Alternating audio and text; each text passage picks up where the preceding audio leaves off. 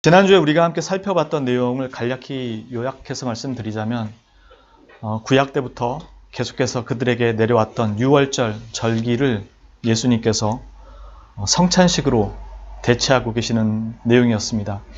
즉 유월절 어린 양으로 오신 예수 그리스도께서 유월절 만찬 자리에서 자신의 살과 피를 내어주는 얘기를 통해서 그 유월절이 예수 그리스도를 온전하게 기념하는 성찬식으로 대체될 것에 대한 말씀을 하셨습니다. 그것이 바로 새 언약이라는 것이었고요. 그 언약은 자신의 생명으로 세우는 것이기 때문에 취소나 실패가 없다는 것이었습니다. 부르신 자기 백성에 대한 확고한 언약이라는 것이었죠. 그래서 이 단어가 어떤 면에서는 유언으로 쓰여지기도 한다고 말씀을 드렸습니다.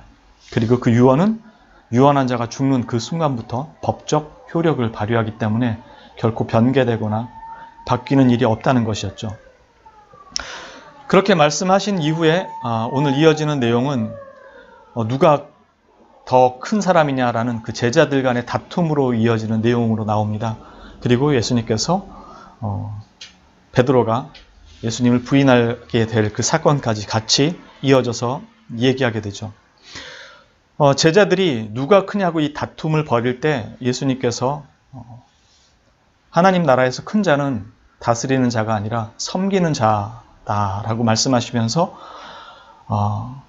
궁극적으로 가르치려고 하셨던 것은 하나님 나라의 세계관과 이 땅에 속한 나라의 세계관이 다르다라는 것을 말씀하는 것이었습니다. 즉 이 세상이 가지고 있는 세상을 살아가는 방식, 가치관, 사상, 문화 이런 것들과 하나님 나라에 속한 가치관 그리고 하나님 나라의 그리스도인이 실제로 행하게 될 문화 이런 것들이 같지 않다는 것이었습니다. 즉 바꿔 말하면 겸손, 봉사, 헌신 이런 것들이 누가 크냐의 주제가 아니라는 것입니다. 그러니까 우리는 이런 것들에 대한 오해를 때때로 많이 하고 있다는 것이죠.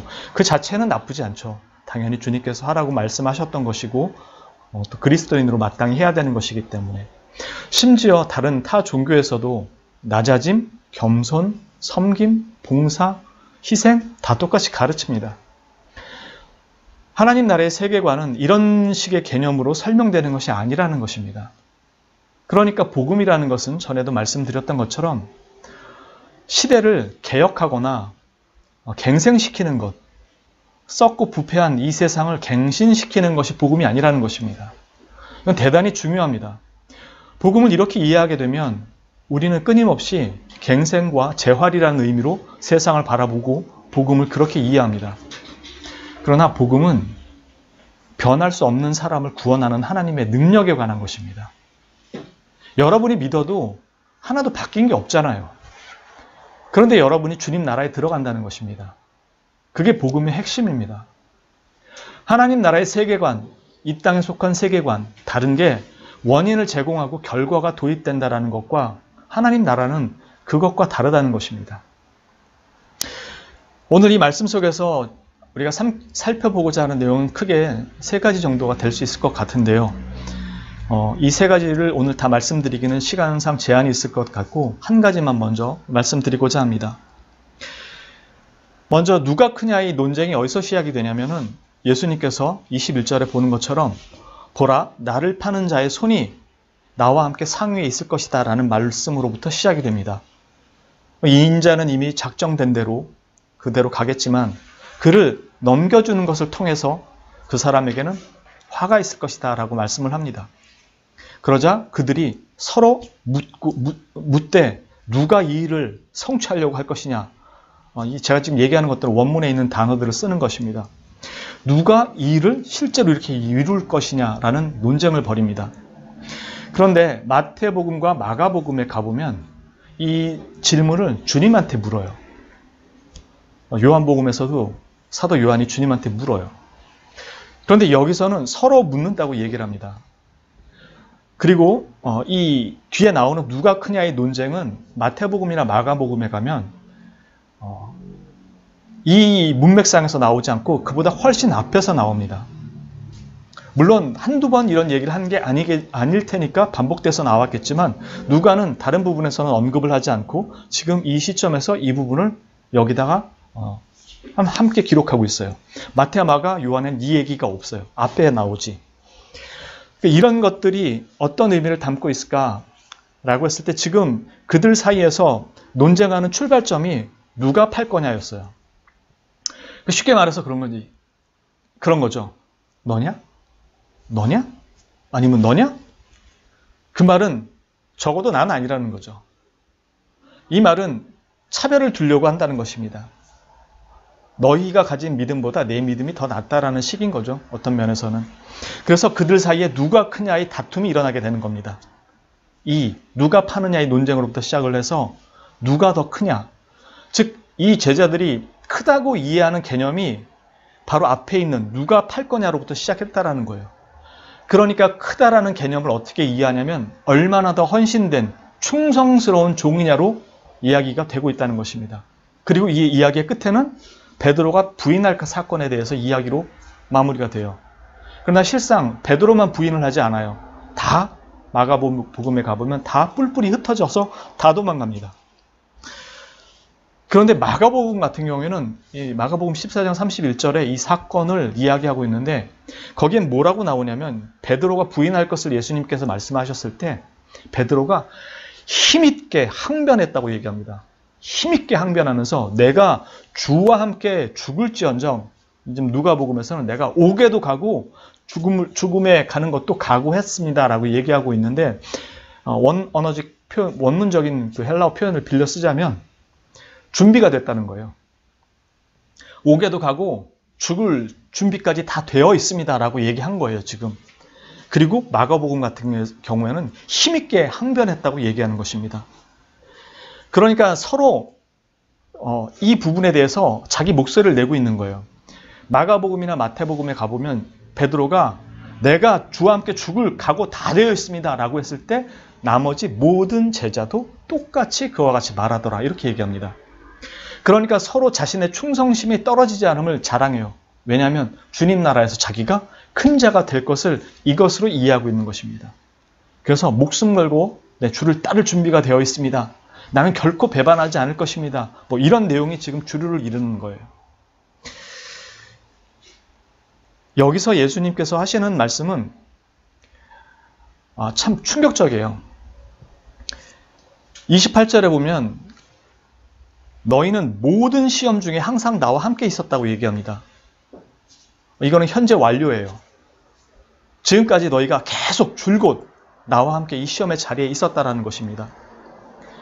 이제 물론 앞에 하나님 나라에서 큰 자는 섬기는 자고 다스리는 자가 아니라 젊은 자다 이랬는데 젊은 자라는 것은 통치하고 다스리고 집권하는 사람들이 주로 그러니까 정치적인 그 국가적인 내용을 말하는 게 아니라 일반 삶에서 종교적 삶에서 장로라는 말은 이 자켄이라는 말은 나이가 많은 사람을 말하거든요. 엘더.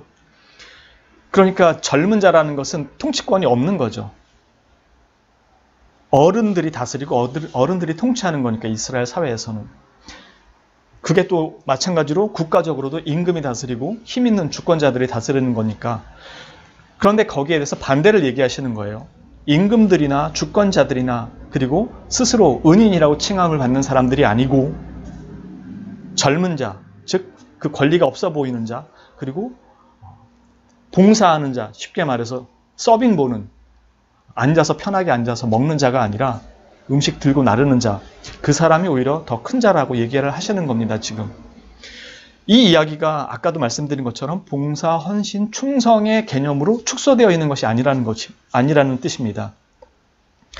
너희는 항상 모든 시험 중에 나와 함께 있었다라고 말씀을 하신 다음에 내 아버지께서 나라를 내게 맡기신 것 같이 나와 함께 한 자들인즉 내 아버지께서 나라를 내게 맡기신 것 같이 나도 너희에게 맡겨 너희로 내 나라에 있어 라고 얘기합니다. 이 나라가 원래 아버지 거죠. 그런데 지금 예수님이 제자들에게 뭐라고 얘기하냐면 내 나라라 그래요. 그러니까 예수님이 왕권을 가진 것으로 표현을 하는 거죠. 그리고 내 상에서 같이 먹고 마신다 그래요. 이거는 그냥 잠시 여러분들에게 깊게 다룰 내용은 아니지만 신학적으로는 예수님이 하나님과 같음을 선포하는 거예요. 왕권을 가진 자로서 내 아버지의 나라가 내 나라가 된 거니까. 그런데 그 나라에 너희가 그 통치권을, 권세를 받아서 다스릴 것이라고 이렇게 표현을 하세요. 이 이야기가 아까도 말씀드린 것처럼 모든 시험 가운데, 이게 현재 완료라고 그랬죠. 모든 시험 가운데 한 자이다. 즉, 이 나라를 물려받고 이 자리에서 함께 상에서 먹고 마시는 자가 누구냐라고 했을 때 제자들이 생각했던 큰 자라는 개념이 아니고 모든 시험 가운데 함께 한 자들이 여기에 있다라는 것입니다. 그러니까 우리가 생각하는 개념의 충성, 헌신, 봉사, 큰 자라는 개념이 그런 개념이 아니라는 거예요. 즉, 그 개념이 틀렸다라는 게 아니라 여기에 이렇게 축소되어 있는 개념으로 얘기하고 있다는 것이 아닙니다. 이게 요한복음 16장에 가면은 이렇게 말씀을 하세요. 요한복음 16장 한번 가서 보겠습니다. 신약성경 176페이지, 177페이지 정도 됩니다. 신약성경 176페이지, 요한복음 16장 28절부터 한번 보도록 하겠습니다. 요한복음 28장입니다. 16장 28절입니다. 내가 아버지에게서 나와 세상에 왔고 다시 세상을 떠나 아버지에게로 가노라 하시니 제자들이 말하되 지금은 밝히 말씀하시고 아무 비유로도 하지 아니하시니 우리가 지금에야 주께서 모든 것을 아시고 또 사람의 물음을 기다리시지 않는 줄 아나이다. 이로써 하나님께로부터 나오심을 우리가 믿사옵나이다. 예수께서 대답하시되 이제는 너희가 믿느냐? 보라, 너희가 다 각각 제 곳으로 흩어지고 나를 혼자 둘 때가 오나니 벌써 왔도다. 그러나 내가 혼자 있는 것이 아니라 아버지께서 나와 함께 계시느니라. 이것을 너희에게 이르는 것은 너희로 내 안에서 평안을 누리게 하려 함이라. 세상에서는 너희가 환난을 당하나 담대하라. 내가 세상을 이기었노라. 개인적으로 저한테 이 말씀은 되게 소중한 말씀입니다. 제가 회심을 할 때 주님께서 제 가슴 속에 뼈마디에 DNA처럼 새겨주신 말씀이 이 16장 32절, 33절 말씀입니다. 여기에 보면 분명히 예수님께서 내가 세상을 이기었다고 선포를 했는데 그 다음에 이어지는 내용은 너희가 환난을 당한다는 것입니다. 앞에서 말씀드렸던 것처럼 시험을 함께 해왔던, 그래서 완료형이라고 그랬죠. 지금까지 나와 함께 쭉 해왔던 너희들, 그 나라를 이제 너희한테 줄 것이다 라고 말씀하시는데, 그리고 나서 예수님께서 지금 십자가에 잡혀가기 전에 바로 마지막 그 자리에서 하신 말씀인데 그들을 위해서 기도하시면서 하시는 말씀입니다. 근데 그 말씀에 내가 세상을 이기었다고 선포를 하는데 너희가 세상 가운데서 환난을 당할 것이라고 말씀을 하는 것입니다. 즉 시험과 고난, 이 환난이라는 것은 어느 한순간에서 이렇게 믿음의 시점에서 끝나는 것이 아니라 주님 나라 가는 그날까지 멈춤이 없다는 것입니다. 그것도 제자가 된 사람들에게요. 그분의 승리는 십자가 위에서 벌어진 일이었고요. 자신의 피조물들에게 저항 없이 그냥 죽으신 사건이었습니다. 그 속에서 승리가 일어난 거예요. 더 납득하기 힘든 말씀은 지금처럼 자신이 이겼다고 하는데 너희는 여전히 시험과 환난 가운데 있을 것이라는 것입니다. 무슨 이런 경우가 있냐는 거죠.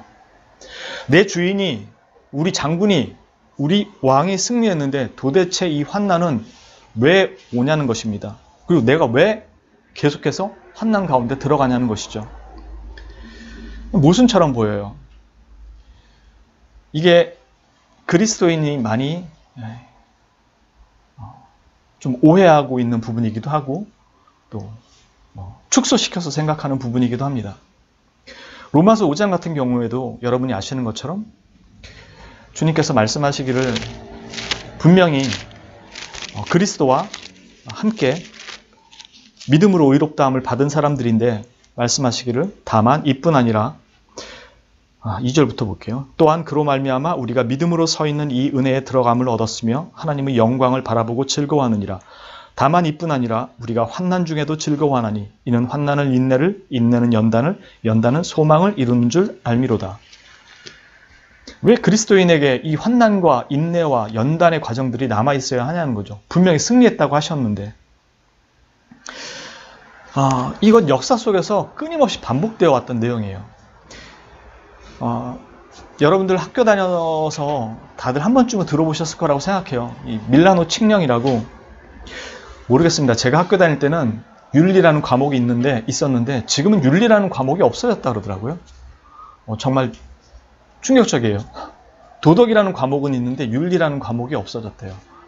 오늘 하려는 얘기는 그건 아니지만 그 과목 속에서 다뤄졌던 내용 중에 하나였는데 저는 그걸 아직까지 기억을 하는데 그때는 예수님을 믿지도 않았지만 밀라노 칙령이라고 여러분들 들어보셨을 거예요.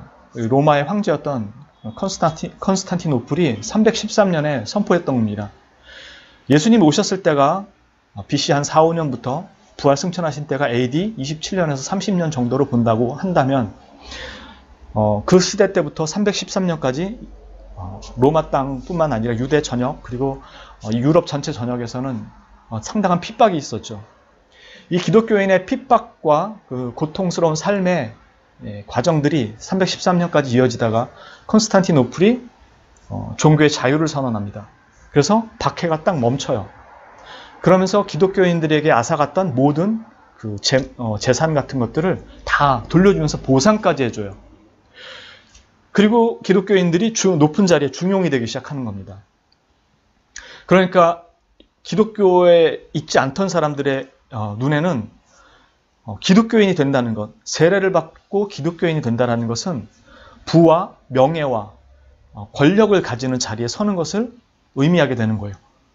그러니까 기독교를 바라보는 눈이 타 종교와는 완전히 달라지게 되죠. 그러니까 수많은 사람들이 기독교로 들어오기 시작합니다. 저것이 진짜 하나님 나라구나. 그래서 많은 사람들이 기독교로 개종을 하기 시작합니다. 그리고 기독교는 박해받던 자리에서 권력을 행사할 수 있는 자리로 기독교인이 대거 등용이 되기 시작해요. 사람들이 원했던 모습이죠. 그리고 기독교인들 스스로도 기독교와 권력과 여러 가지 정치적인 힘을 가질 수 있는 자리에 서면 세상을 하나님 나라로 바꿀 수 있을 거라고 생각을 했어요. 그러나 실상 그렇게 되기 시작하면서 기독교는 점점점 타락의 자리로 들어갑니다. 그리고 힘과 권력이 점점 어디로 집중이 되기 시작하면 수도원으로 다 집중이 되기 시작해요. 수도원은 저번에 한번 말씀드렸던 것처럼 자신의 신앙을 확인할 자리가 없게 되자, 즉 9살짜리 꼬마가 순교의 자리가 최고의 신앙의 자리라고 생각하고 아버지를 쫓아서 순교하던 시대였어요. 초기에. 그런 박해를 당연히 여겼던 시대에서 박해가 딱 끝나니까 자신의 신앙을 확인할 수 없게 된 거예요. 그러니까 다들 어디로 갔냐면 산과 사막들로 간 거예요. 그래서 사막 교분이 그런 식의 고통을 스스로 경험하면서 경건을 추구하는 사람들이 생겨나기 시작한 겁니다. 그리고 수도원이 생겨나게 되고 다 수도원에 가서 세상과 담을 쌓고 거기에서 살아가게 돼요. 그리고 힘을 가지게 되면서 세상의 재산들이 다 수도원으로 들어오게 됩니다. 그렇게 기독교가 타락해 가기 시작합니다. 오늘 저희가 살펴보는 내용, 큰 자라는 개념을 기독교에서 이렇게 이해하는 경우가 많다는 것입니다. 하나님께서는 다양한 방편으로 제자들을 부르셨고 사람들을 하나님을 섬기게 하셨어요. 그래서 진심 어린 마음으로 또 열정 어린 마음으로 섬기는 분들 많습니다. 그걸 폄하하거나 평가절하하려고 하는 것은 아닙니다. 그러나 내가 주님 나라를 세우는 교회를 위해서 상당한 헌금을 낸 것으로 내가 충성스럽게 일했고 아침부터 교회 와서 쓸고 닦는 것으로 충성스럽게 일한 것 같은 주님께서 주시는 어떤 직책을 잘한 것으로 특히 그것이 재물에 관한 부분이라든가 아니면은 교회에 와서 많은 시간을 쏟고 한 내용이라든가 하는 것으로 큰 자의 개념을 대체하려고 한다면 우리는 하나님께서 하려고 하신 말씀에서 실제적인 핵심들을 많이 놓치게 되는 것이라는 것입니다. 이 하나님 나라의 큰 자에 속한다라는 이 개념은 우리가 생각하는 종교적 개념, 즉 하나님이 아닌 우상과 미신, 즉 샤머니즘이나 토테미니즘 같은, 그리고 우상 신들에 대한 것들, 이 방식으로 섬기던 사람들의 가장 열정적인 종교적인 모습들이 뭐였냐면 재산 팔아 바치고 자신의 모든 삶을 거기에 다 투자하면서 아주 열정적으로 섬기는 거예요. 이 자리가, 이 우상들이 가짜고 오직 하나님만이 진짜라는 것을 알게 되면서 이 우상을 치우고 여기에 하나님을 올려놨는데, 나머지 섬기는 방식은 이 우상들을 섬기던 방식 그대로 와서 대상만 하나님을 섬기고 있다는 거예요. 우상을 섬기다 하나님을 섬기는 것만으로도 참 대단한 거예요. 사실 대단한 건데, 섬기는 방식이 우상을 섬기던 방식 그대로 열정과 뜨거움이 전부인 줄로 알고 와서 하나님이란 대상만 두고 내가 섬기는 내용은 하나도 바뀌지 않는다는 거죠. 기독교라는 것은 우리가 섬기는 방식, 내용까지 주님이 다 주셨어요. 그러니까 우리가 원하고 우리가 섬기고자 하는 방식대로 섬기는 게 아니에요. 우리가 지난주 성경 공부 시간에 말씀드린 것처럼 이런 식으로 찬양을 드리고 저런 식으로 뭘 하고 해서 은혜 받는다라는 것은 우리가 받고 싶었던 방식이지 주님이 주시는 방식이 아니라는 거예요. 전에도 말씀드렸지만 하나님이 우리에게 은혜를 수여하는 방식은 말씀과 기도예요. 성찬이고. 그런데 내가 원하는 방식으로 하나님께 예배하고 은혜 받았다라고 얘기한다는 거죠. 그게 우상을 섬기던 방식에서 대상만 주님으로 바꾸고 어떻게 주님을 섬기고 예배해야 되는지를 모르기 때문이라는 거예요. 즉 신앙을 채울 내용이 없다는 거예요. 다 형식만 남아있고 신앙을 무엇으로 채워야 될지를 모르기 때문에 내가 알고 있는 방식으로 자꾸 채우려 든다는 거죠. 그리고 그것을 잘한 것을 큰 자라고 생각을 한다는 것입니다. 왜냐하면 자신은 충성스럽게 했고 헌신했고 많은 것을 바쳤다고 생각을 하니까요.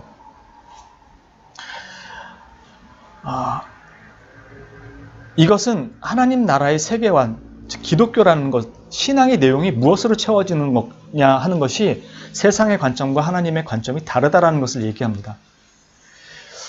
저도 개인적으로 드라마나 영화를 되게 좋아하는데요. 이 드라마, 영화를 보면 요즘 많이 나오는 트렌드나 어떤 이슈가 제 생각에 그런 것 같아요. 제가 철진한 걸 본 건지 모르겠지만 저는 몇 년도에 만들어졌는지를 보고 보는 건 아니니까 거기서 보면 이해, 배려, 존중, 수용, 소통 이런 것들이 오늘날 그 드라마의 이슈가 돼요. 그래가지고 거기에 있는 사람에 대해서 이해해주고 수용해주고 위로해주고 격려해주는 내용들이 주류를 이뤄요. 그 자체는 너무나 좋은 내용이죠.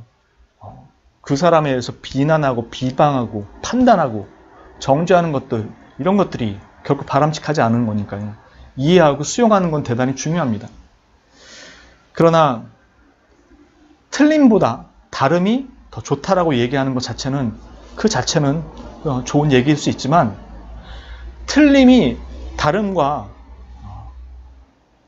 어떤 뭐라 그럴까요? 틀림이라고 쓰는 것은 아예 틀렸다라고 하는 말 자체가 그렇게 평가돼야 되는 말은 아닙니다. 왜 그러냐면 틀림보다 다름이 좋다라는 것, 그래서 상대방에 대한 존중, 이해, 네 생각과 내 생각이 다르다라는 것을 인정하는 것은 대단히 중요하지만 거기에는 원칙과 기준과 정상, 표준, 가치의 척도 그런 게 없질 않아요. 그건 반드시 존재해야 되는 거예요. 다시 말해서 세상의 가치, 기준, 척도는 시대를 따라 계속 변해옵니다. 그래서 10년 전에 한 얘기와 5년 전에 한 얘기와 1년 전에 한 얘기와 100년 전에 세상 사람들이 얘기했던 철학적 사상과 50년 전에 나왔던 철학적 사상과 지금 이 시대의 철학적 사상은 달라요. 여러분들은 지금 후기, 포스트 모더니즘이라는 후기 상대주의에 살고 있는 거고 그 이전에는 훨씬 더 다른 사상들이 있었던 거고 기독교 세계관이라는 것은 가치의 척도, 기준, 표준, 지침 이것이 주님의 말씀에 있다는 겁니다. 그러니까 주님의 말씀에서 벗어난 것은 틀린 거죠. 그걸 다르다고 얘기하지 않습니다. 다만 우리가 그를 이해하고 존중하고 배려하고 기다려줄 줄 아는 거죠.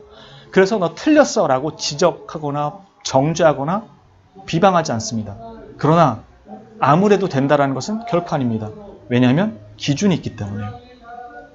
마찬가지로 지금 이들이 충돌을 일으켰고 자신들이 잘못된 그 가치관을 가지고 큰 자를 얘기했을 때는 그들이 이해하는 방식, 즉 주님을 쫓아다니면서도 그들이 생각하는 생각과 가치관은 세상에 속한 것으로 이해를 하고 있었다는 것입니다. 제가 우리 교회 개척하면서 여러분들과 함께 했을 때 가장 처음부터 지금까지 계속 강조하는 말이 있죠. 다른 것이 아니라 모든 생각과 판단이 성경의 기준에서 이루어지지 않으면 우리는 끊임없이 주님을 섬기면서도 모든 것들을 다 세속적 판단으로 가지고 와서 행동하게 된다는 것입니다. 그게 오늘날 기독교 안에 너무 팽배해져서 당연한 것처럼 여기는 시대가 돼버렸어요.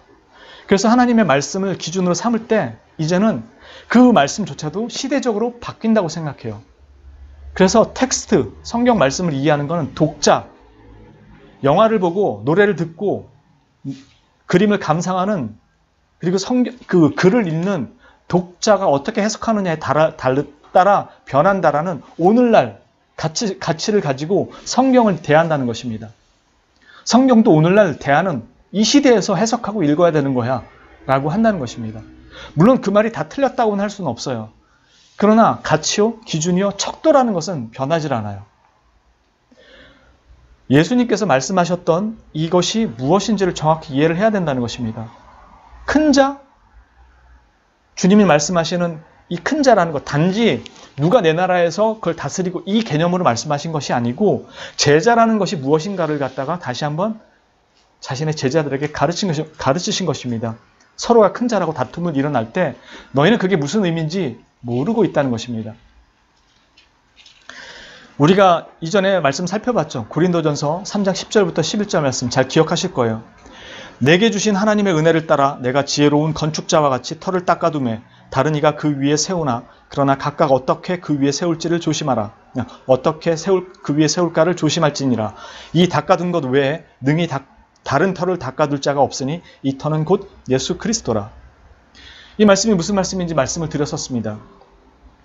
그리스도 위에 세워지는 건물은 이미 그 뼈대와 기초가 놓여졌기 때문에 그 위에 올라갈 건물이 어떻게 올라갈 건지가 결정되어 있다는 거예요.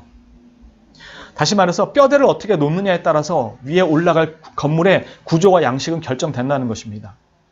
건물을 짓는 사람이 건물을 지을 때 밑에 구조부터 어떻게 세울지를 먼저 결정을 하고 구조를 올리지 구조를 다 만들어 놓고 뼈대를 만들진 않아요.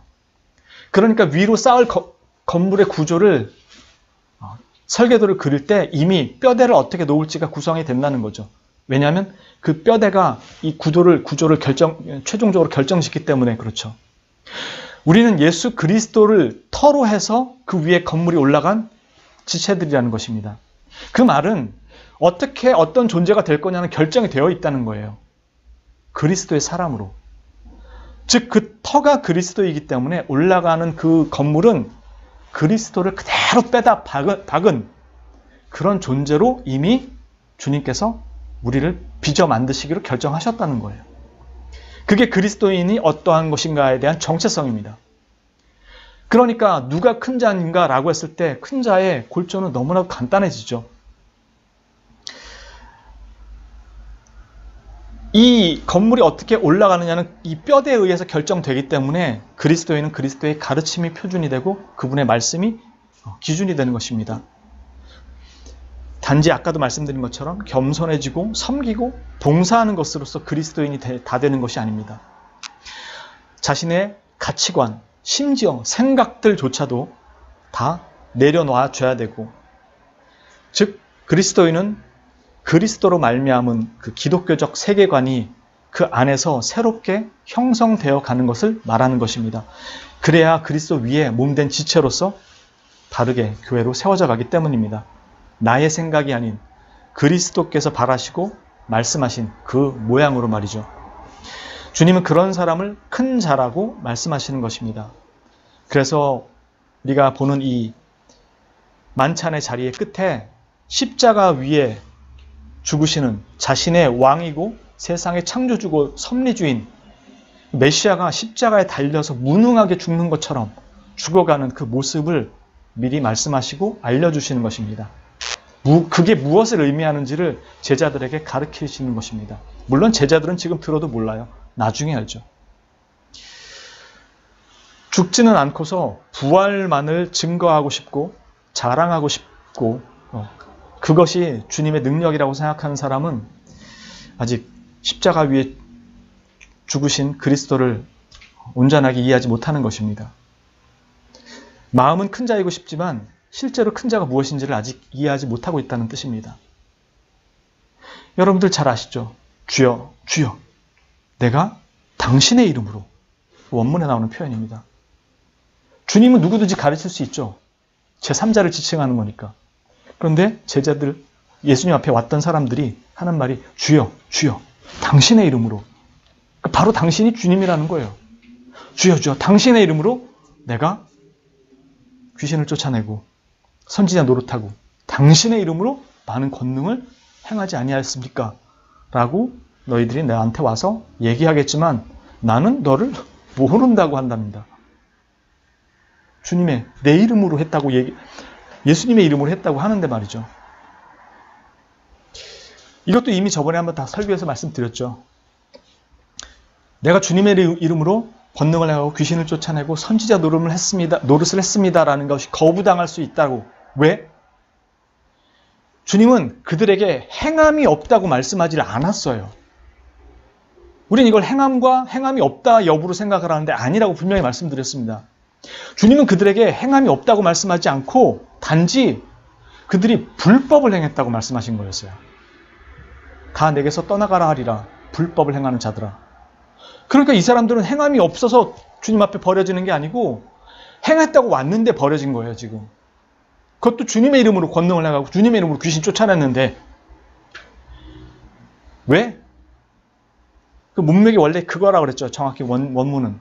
너희가 나의 이 말들을 듣고 그것들을 행한 사람은 반석 위에 집을 짓겠지만 나의 이 말들을 듣고 그것들을 행하지 않은 자, 즉 그것이 아닌 다른 것들을 행한 자들은 모래 위에 집을 짓게 될 것이다. 가 이 원문의 뜻이라고 말씀을 드렸습니다. 행위의 결과나 열매의 어떤 내용, 이것으로 판단되는 것이 아니라 내 자신이 그리스도의 말씀을 따라갔는가에 그 관건이 있다고 말씀을 드렸습니다. 그래서 성령의 열매는 열매를 맺는 것이 목적이고 목표가 아니고 성령을 따라 행하라 라고 갈라디아서에 말씀한다는 것을 그때 말씀드렸죠. 열매 자체를 쫓아다니는 것이 아니고 이런 어떤 좋은 것, 저런저런 좋은 것이 아니고 성령을 따라가라는 것이었습니다. 죄라는 것은 우리가 감기가 걸리면 열이 나고 재채기, 기침, 목 붓고 그렇잖아요. 이건 증상이잖아요. 우리가 윤리적으로 악한 일을 행하고 주님 뜻을 어기는 것들, 이것들은 죄가 들어왔기 때문에 나타난 증상들이에요. 그러니까 육신을 따라가면 다 이게 나온다는 거예요. 그러나 너희가 이 귀한 열매를 맺기를 정말로 원한다면 열매가 아닌 성령을 따라가라는 거예요. 그러면 이 열매가 맺혀질 거라는 것입니다. 왜? 너는 가시나무면서 어찌 포도나무에서 맺혀지는 그 열매를 맺겠냐는 거예요. 네가 포도나무 열매가 되어야지. 지금 주님이 하시는 모든 내용의 이 내용, 즉 제자라는 것은 그리스도를 따라가는 사람인 거지 그리스도를 위해 뭔가를 창출해 만들어내는 사람이 아니라는 거예요. 왜냐하면 포도나무에 붙어 있어야지 열매가 맺혀지니까. 너희는 그 가지니까. 이게 주님께서 우리에게 가르쳐주신 가장 핵심적인 제자도입니다. 우리가 원하는 모든 열매는 주님으로부터 오는 것이지 너희가 산출해내는 것이 아니라는 거예요. 왜? 너희 안에는 생명이 없기 때문에. 그래서 성령을 따라 행하라고 하시는 것이고 내 안에 머무르라고 말씀하시는 것입니다. 그것이 큰 자라고 말씀하시는 거예요. 그러니까 생명 바쳐 주님을 위해 뭘 하겠습니다라고 얘기했던 제자들은 다 주님을 버리고 도망가는 얘기가 사복음서 다 나오는 것입니다. 왜? 우리가 그런 존재이기 때문에. 우리가 뭘 하겠다고 나서봐야 아무것도 할 수 없는 무능한 존재라는 것을 가르쳐주고 있기 때문에요. 그래서 그 길은 자신의 생각마저도 철저히 내려놓게 하는 것입니다. 옳다고 생각하는 것, 맞다고 생각하는 것마저도 겸손히 내려놓게 하는 것입니다.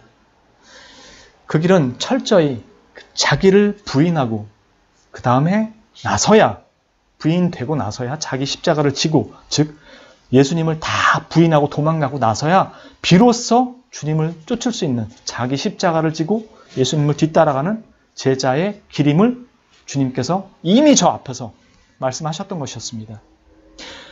가장 어렵고 가장 힘든 길이지만 동시에 가장 자랑스럽고 가장 행복하고 명예롭고 특권을 누리는 특별한 길입니다. 하고 싶어도 할 수 없는 자들이 너무 많아요. 이 어렵고 힘든 길이지만 이것을 할 수 있는 특권을 부여받은 자들입니다. 우리 모두가. 자랑스러운 길이에요. 그러나 그 길이 가장 어렵고 힘든 길이기 때문에 우리를 결코 혼자 보내지 않겠다고 하시고 반드시 내가 너와 끝날까지 동행하겠다고 약속하신 거예요. 그리고 성령으로 여러분들 심령 속에 완전히 인을 치신 것입니다. 취소될 수 없다고. 내 피로, 살과 피로 세운 언약이기 때문에 네가 잘 믿다가 흐트러지면 취소되고 또 조금 잘 믿으면 내 편으로 들어오고가 아니라는 것입니다. 내가 이 언약을 선포하고 내가 너를 불렀을 때는 이것은 이미 그것으로 완성이 됐다고 완료형으로 얘기를 하신 거예요. 구원을. 요한복음 6장 44절에 나오는 말씀, 나를 보내신 아버지께서 이끌지 아니하시면 아무도 내게 올 수 없으니 오는 그를 내가 마지막 날에 다시 살리리라. 자기 생명으로요. 뒤집을 수 없는 것이라는 것입니다. 그리고 잡히시기 전 오늘 이 16장 뒤에 17장 이후로 나오는 내용인데요. 자신과 제자들과 자신을 믿게 될 모든 주의 백성들을 위한 저 유명한 대사장적 기도가 나옵니다. 나는 세상에 더 있지 아니하오나 그들은 세상에 있사옵고 나는 아버지께로 가옵나니 거룩하신 아버지여 내게 주신 아버지의 이름으로 그들을 보전하사 우리와 같이 그들도 하나가 되게 하옵소서. 마지막 죽으시기 전에 자신의 제자들과 사랑하는 자들을 위해서 하신 기도입니다. 그리고 로마서 8장에서는 죽으실 뿐 아니라 다시 살아나신 이는 그리스도 예수시니 그는 하나님 우편에 계신 자여 우리를 위하여 간구하시는 자신이라. 왜? 우리의 믿음이 베드로처럼 떨어지지 않기를 기도하고 계시기 때문에 실패가 없다는 것입니다. 우리가 주님을 위해서 뭘 한 것으로 큰 자가 되려는 것은 참으로 주님의 그 은혜와 우리를 위한 주님의 그 사역을 잘 이해 못하는 것입니다. 그래서 믿음이라고 얘기하는 것입니다. 이 믿음은 전에도 말씀드린 것처럼 반드시 은혜와 결부되어서만 이해될 수 있는 것입니다. 내가 믿고 결정하는 것이 아니고 내가 여기 있기까지 은혜로 나를 믿음의 자리까지 데려오셨음을 깨닫는 것입니다.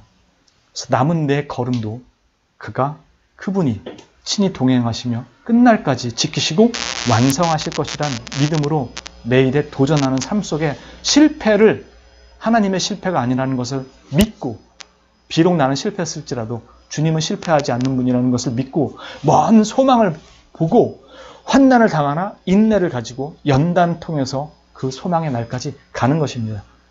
1년 전보다 내가 더 주님 앞에 한 발 나와 있고 그렇다면 1년 후에는 나는 더 주님 앞에 갈 것이고 3년 후에는 더 한 발 나아갈 것이고 매일 실패하는 걸음 속에서도 나는 가고 있다라는 것을 확인하면서 소망을 붙들고 가는 것입니다.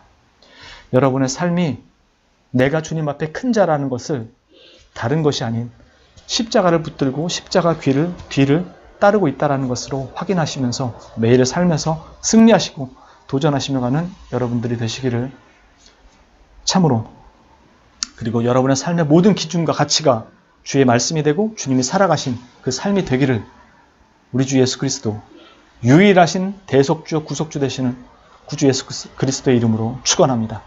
기도합니다. 거룩하신 주님, 감사합니다.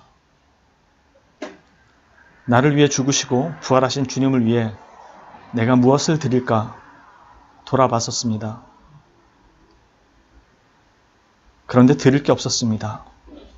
이 몸도 타락했고 수많은 더러운 것과 추잡한 것에 익숙해 있고 심지어 세상의 많은 것들로 내 몸을 혹사했고 온전치 못했고 정결한 것이 하나도 없었습니다.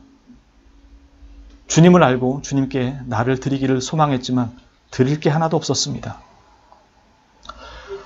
그러나 참으로 거룩하신 주님께서 그 보혈로 정결케 하사 나를 정결하다고 선언하십니다. 그리고 너는 내 나라에 올 때까지 여전히 내 사람이고 그것은 변함없다고 말씀하시며 추잡하고 더러웠던 지난 삶에도 불구하고 정결하다 선언하실 뿐만 아니라 내 나라에서 내 상에서 함께 먹고 마시며 그 나라를 함께 다스릴 것이라고 이 죄인에게 은혜를 선포하십니다. 주님, 우리의 남은 모든 삶이 주님의 은혜 가운데 붙들렸음을 믿어 의심치 않게 하시고 매일의 실패 속에서도 믿음으로 서게 하시고 도전하며 주님 앞에 가장 낮은 모습으로 그러나 주님이 가장 큰 자라고 봐주시는 그 은혜를 믿음으로 믿고 매일의 삶에 도전하며 나아가는 하나님의 복된 하나님께서 참으로 사랑하시는 존재라는 것을 믿음으로 믿고 나아가는 우리의 매일의 삶이 될 수 있도록 인도하여 주시옵소서. 우리와 함께 하시며 우리를 위해 죽으시고 부활하셨을 뿐만 아니라 우리의 모든 인생의 전 과정을 끝까지 승리의 길로 인도하실 거룩하시고 우리의 유일한 대속주 되시는 구주 예수 그리스도의 이름으로 감사드리며 기도합니다. 아멘.